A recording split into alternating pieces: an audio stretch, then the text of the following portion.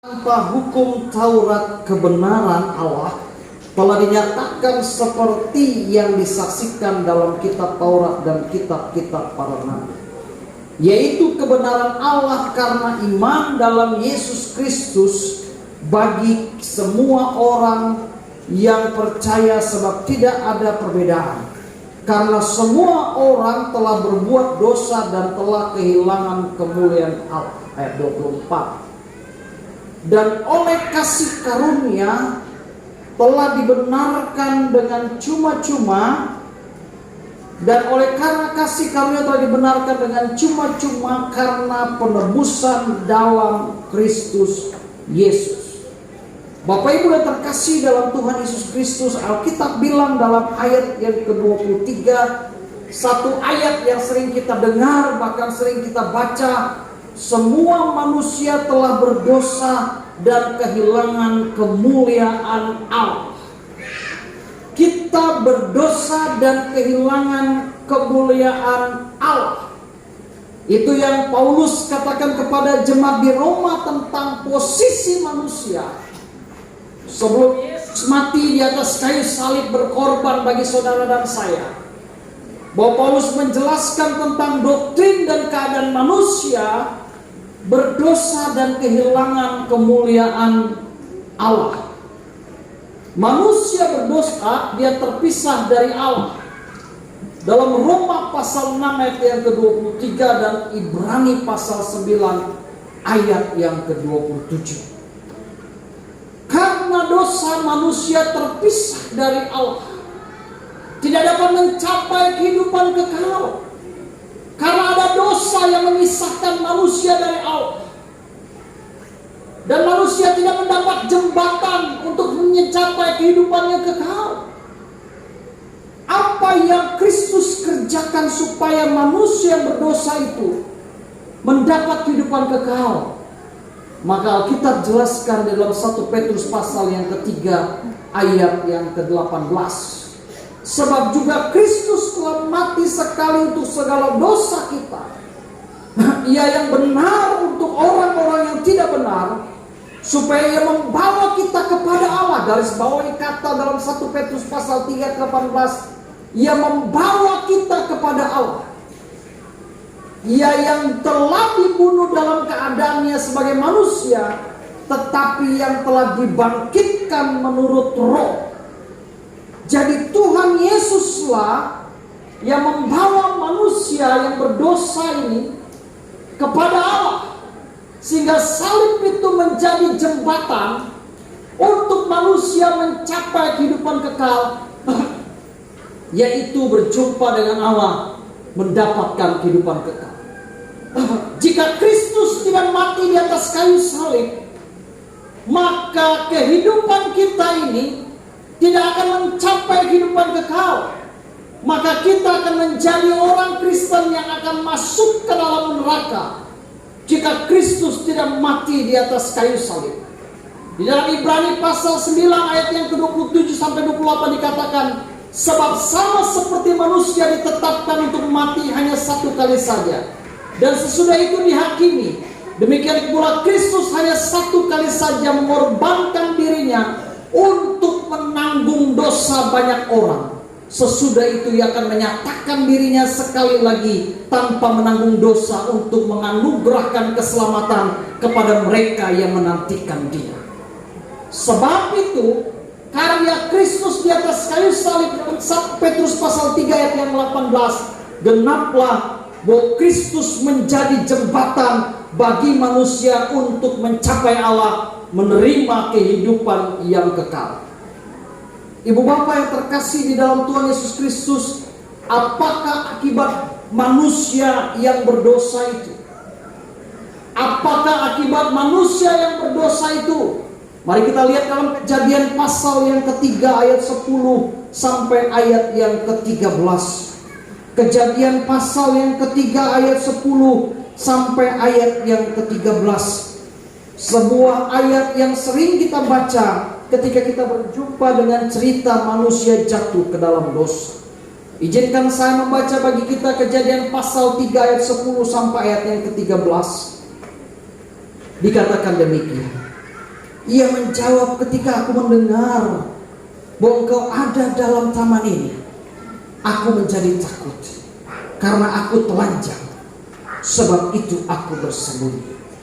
Firman-Nya, siapakah yang memberitahukan kepadamu bahwa engkau telanjang? Apakah engkau makan dari buah pohon yang kularang engkau makan itu? Manusia itu menjawab, perempuan yang kau tempatkan di sisiku, dialah yang memberi dari buah pohon itu kepadaku, maka aku makan. Ayat 13. Kemudian berfirmanlah Tuhan Allah kepada perempuan itu, apakah yang telah kau perbuat ini? Jawab perempuan itu, ular itu yang memperdayakan aku, maka aku makan. Apakah akibat manusia berdosa yang digambarkan dalam Kejadian pasal 3 ayat 10 sampai ayat yang ke-13? Akibat manusia berdosa mengalami yang namanya ketakutan.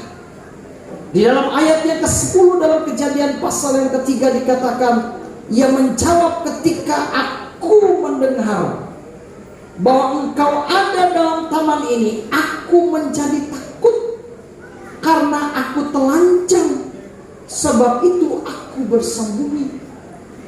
Manusia berdosa mengalami ketakutan. Ketika aku mendengar engkau ada di taman ini, aku menjadi takut.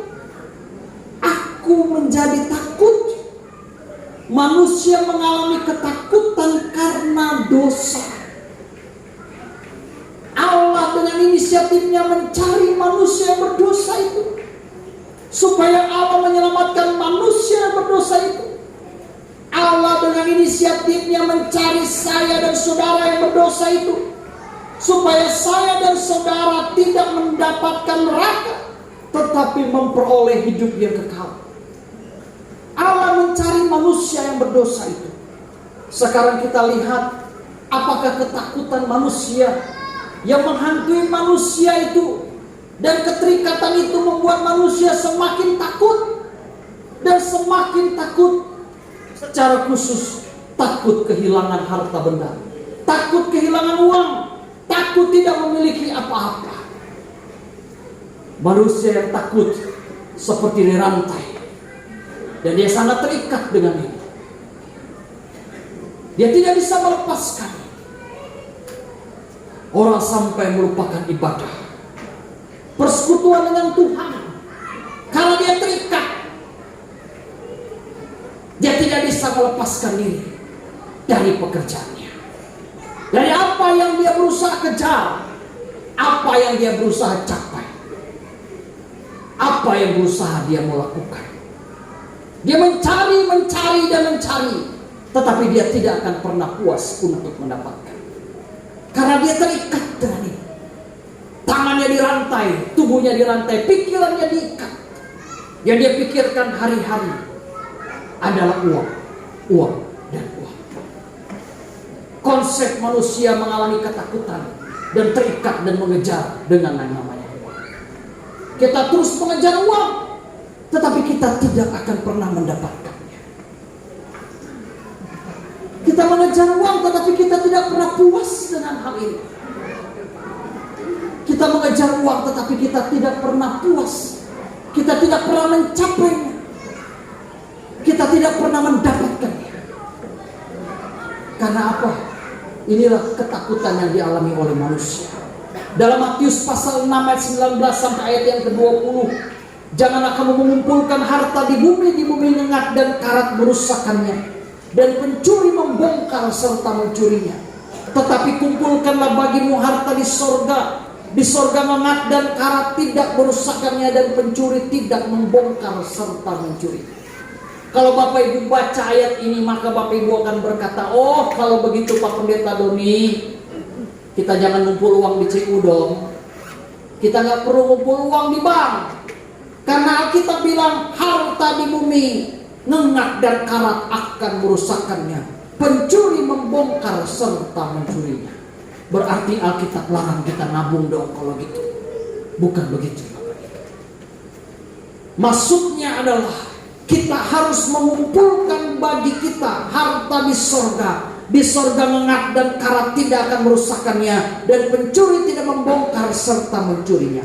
Keutamaan kehidupan kita adalah menyenangkan hati Tuhan, Sang Pemilik sorga itu. Ingat, jangan tafsirkan ayat ini dengan tafsiran yang keliru, sehingga kita akan berkata kalau begitu uang akan mendapat perbuatan baik, akan membuat kita mencapai surga. Ingat pendahuluan khotbah saya tadi, yang membuat kita mencapai kehidupan kekal, mencapai kerajaan kekal, adalah pengorbanan Kristus di atas kayu salib. Bukan karena perbuatan baik. Tuhan tidak pernah larang kita punya uang. Tuhan tidak pernah larang kita punya harta. Tuhan tidak pernah larang kita punya ini dan itu. Tetapi dengar, ketakutan manusia di dalam hidup ini dan hari ini adalah apabila mereka tidak mendapatkan itu dan tidak mengumpulkan uang dengan banyak. Di dalam Markus pasal yang ke-10 ayat yang ke-23, ini adalah kisah tentang orang kaya. Lalu Yesus memandang murid-muridnya di sekelilingnya dan berkata kepada mereka, alangkah sukarnya orang yang beruang masuk ke dalam kerajaan Allah. Untuk menyimak ayat ini, untuk menyaksikan cerita ini, untuk mengerti bagian ini, saya mengajak kita membuka Alkitab dalam Markus pasal 10 ayat 17 sampai ayat yang ke-23 tentang kisah orang kaya. Pada waktu Yesus berangkat untuk meneruskan perjalanannya, datanglah seorang berlari-lari mendapatkan dia, dan sambil bertelut di hadapannya, ia bertanya, guru yang baik, apa yang harus kuperbuat untuk memperoleh hidup yang kekal? Orang kaya itu, kata Alkitab dalam Markus 10 ayat yang ke-17, berlari-lari mendapatkan Yesus. Dan orang kaya itu bertanya dengan sebuah pertanyaan yang bunyinya begini, guru yang baik, apa yang harus kuperbuat untuk memperoleh hidup yang kekal? Alkitab tidak bilang berapa banyak harta orang kaya ini. Alkitab tidak bilang dan tidak ceritakan berapa hektar sawitnya, berapa banyak gedung waletnya, berapa gajinya dan berapa banyak mobilnya, berapa tanah, berapa banyak hektar tanah. Alkitab tidak bilang. Tetapi Alkitab cuma bilang orang kaya ini datang berlari-lari mendapatkan Yesus, dan dia bertanya dengan satu pertanyaan, guru yang baik, apa yang dapat kuperbuat untuk memperoleh hidup yang kekal? Jadi waktu orang kaya ini bertanya tentang hidup yang kekal, dengan kata lain dia punya semua konsep bahwa apa yang dia miliki belum memuaskan dirinya. Ada sebuah kegelisahan yang terjadi pada diri orang kaya ini tentang kehidupan yang kekal.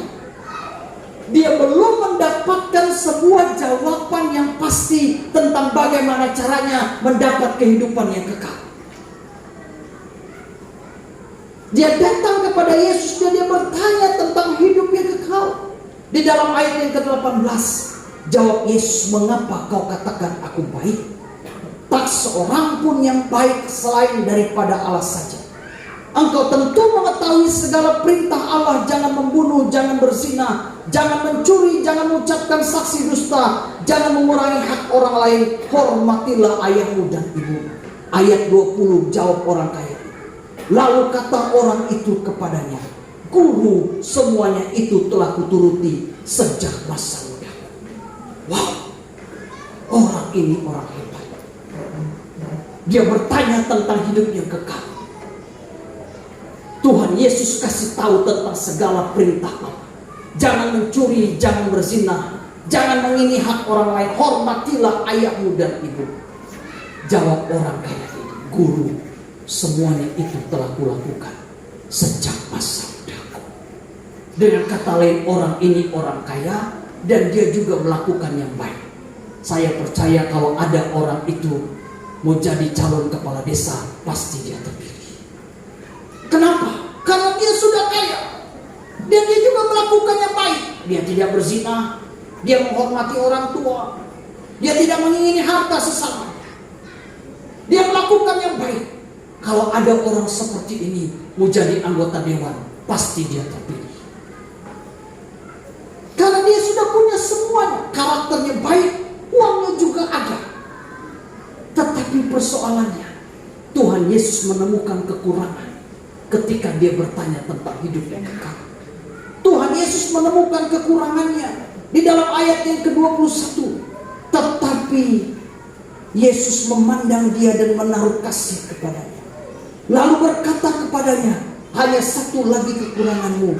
Pergilah, jual apa yang kau miliki dan berikanlah itu kepada orang-orang miskin, maka engkau akan beroleh harta di surga. Kemudian datanglah kemari dan ikutlah aku. Orang kaya ini berhadapan dengan Yesus, menunjukkan kebaikannya, dan dia adalah orang kaya. Tetapi Yesus tidak beri apresiasi terhadap kekayaan. Menurut orang kaya ini, dia sudah baik semua, apalagi yang kurang. Sehingga dia bilang sama Yesus, apalagi yang kurang.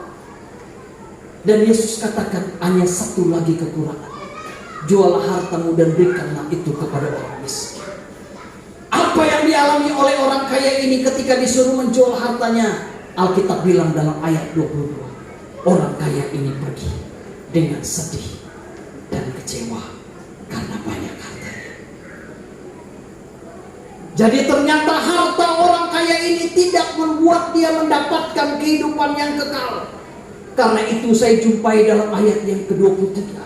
Yesus bilang, lalu Yesus memandang murid-muridnya di sekelilingnya dan berkata kepada mereka, alangkah sukarnya orang yang beruang masuk ke dalam kerajaan Allah. Kalau begitu Pak Doni, Tuhan larang kita kaya dong. Tuhan larang kita punya sawit berkapling-kapling. Kalau begitu mari sama-sama pulang dari gereja ini kita tidur saja. Mandur, makan tidur, makan tidur. Tidak perlu bekerja. Jadi pangkat kita, gelar kita adalah mandur, makan tidur, makan tidur. Bukan mandor. Ada mandor tali kawat, kerja kendor, makan kuat. Apakah di Posin ada model begitu? Kalau kerja bakti dia datang pas jam makan siang. Makan jam 12 dia datang jam 11. Pura-pura sibuk megang kayu. Lalu habis makan dia pulang. Itu namanya mandor tali kawat, kerja kendor, makan kuat.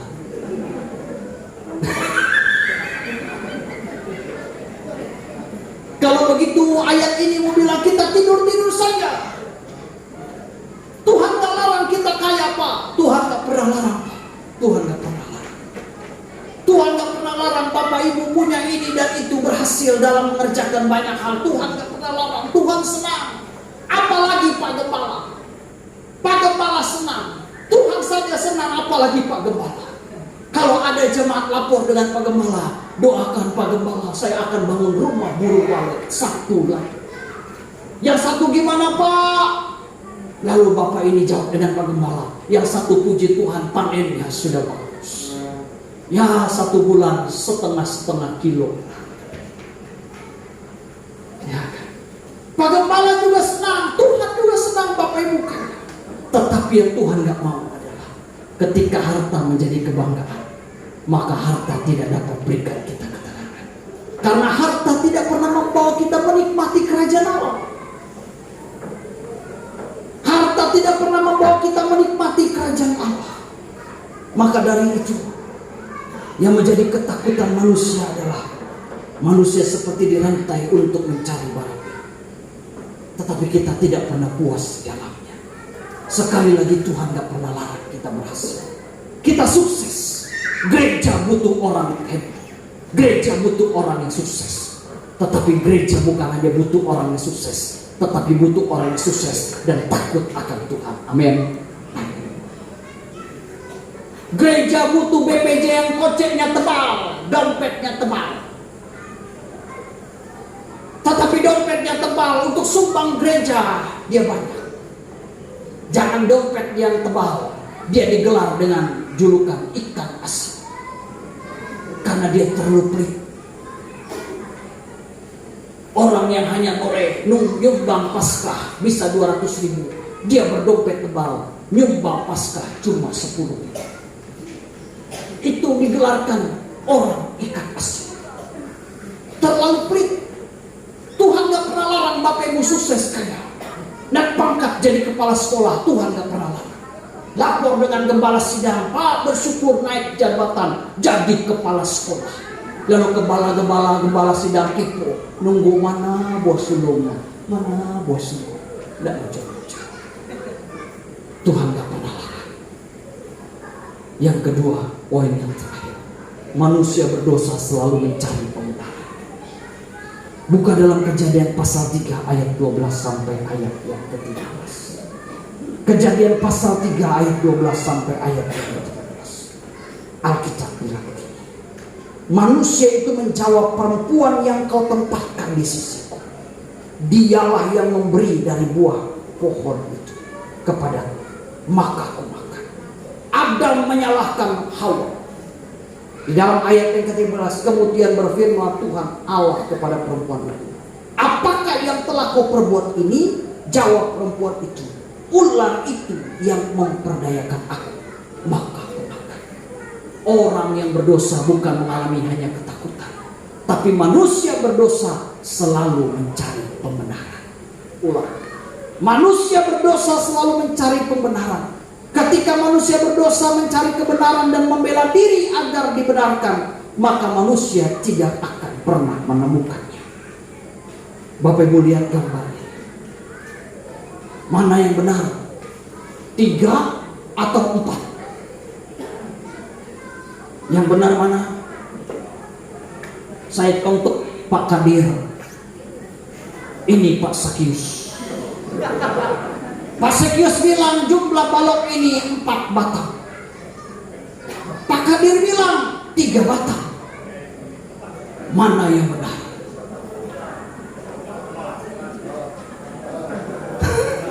Silakan Bapak Ibu sibuk. Mana yang benar? 4 batang atau 3 batang?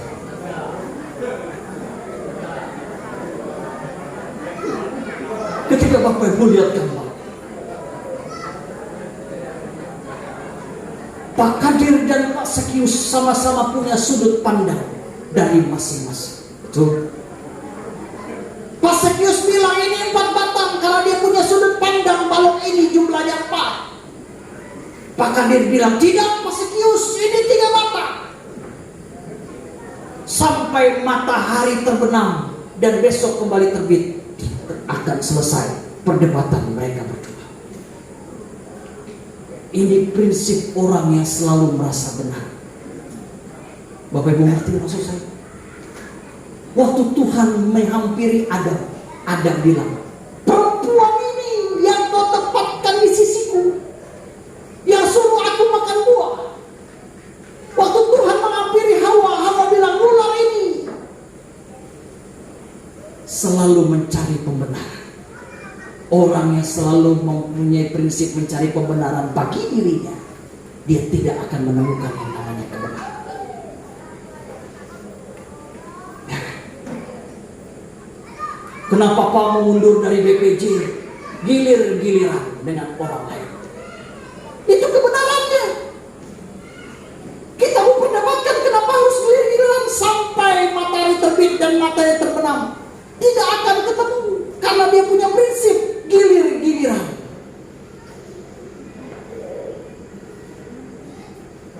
Kenapa Pak mundur dari BPJ? Kasih yang mudah.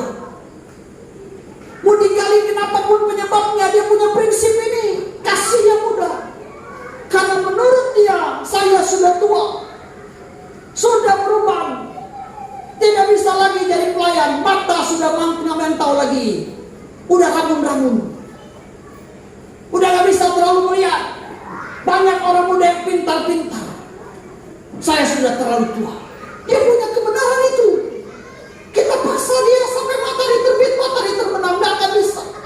Kalau dia punya prinsip seperti Pak Kadir dan Pak Sakius ini, punya sudut pandang yang menurut bagiannya adalah benar. Bapak Ibu tahu, setiap orang di sini yang hadir termasuk saya, kalau engkau merasa hidupmu benar, engkau tidak akan pernah mendapatkan kerajaan surga. Karena semua manusia telah berdosa dan kehilangan kemuliaan Allah. Siapakah yang membenarkan kita? Yesus namanya. Karena itu dia harus mati di atas kayu salib, supaya kita yang tidak benar ini dibenarkan sehingga mendapat kehidupan yang kekal. Setiap orang terlalu asik sibuk dengan mencari kebenaran menurut pikiran dan pandangannya sendiri, dan itu tidak akan pernah menemukan sebuah jawaban. Bapak Ibu mengerti ayat ini, bagian ini? Kalau Tuhan mempersilakan Adam dan Hawa berdebat mencari siapa yang benar, untuk apa Yesus mati di atas kayu salib? Perdebatan itu tidak akan pernah selesai. Yang dapat menyelesaikan tentang siapa yang paling benar adalah Kristus sang kebenaran itu harus mati di atas kayu salib, berkorban bagi saudara dan saya. Amin. Bu, Pak, kalau kita salah, kita harus ngaku kita salah. Kalau kita salah selalu merasa benar, ini model. Karena kita ada pada sudut pandang masing-masing yang berbeda dan punya prinsip masing-masing. Tunduk kepala, mari kita